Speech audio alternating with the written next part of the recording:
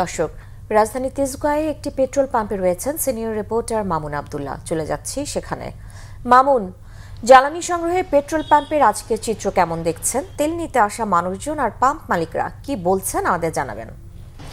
জ্বালানি সংগ্রহে তেল নিতে আসা আজকের চিত্র আপনাকে যদি একটু পেছনে দেখাই, এই যে এটি হচ্ছে অনেক স্টেশনের আজকের চিত্র। সেটি হচ্ছে স্টেশনে কিন্তু কোনো যানবাহন নেই, কোনো গাড়ি নেই।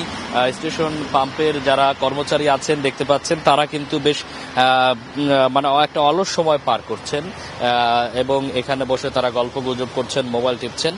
কিন্তু এখানে এই সময়টাতে এখন ঠিক 12টা বেজে 5-6 মিনিট হয়েছে।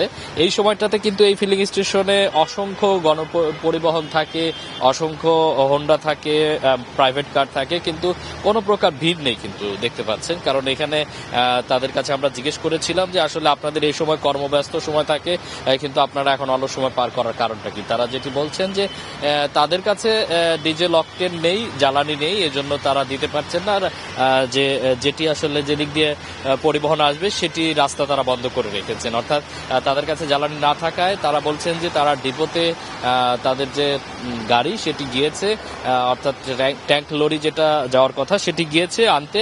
তবে তারা বলছেন তাদের যে চাহিদা, সেই চাহিদা কিন্তু তারা চাহিদা মোতাবেক তারা জ্বালানি পাচ্ছেন না। আসলে কয়েক ধরনের অভিযোগ এখানে কিন্তু চলছে। এক অভিযোগ হচ্ছে, আমরা দেখছি যে পেট্রোল পাম্প মালিক কিংবা এখানে যারা কর্মচারী আছে তারা কিন্তু অভিযোগ করছে যে তারা দুই ধরনের অভিযোগ করছে। একটি হচ্ছে তারা যে পরিমাণ তেল পাওয়ার দরকার, যে পরিমাণ তেল প্রয়োজন, সেটি তারা পাচ্ছেন না সরকার থেকে একদিকে।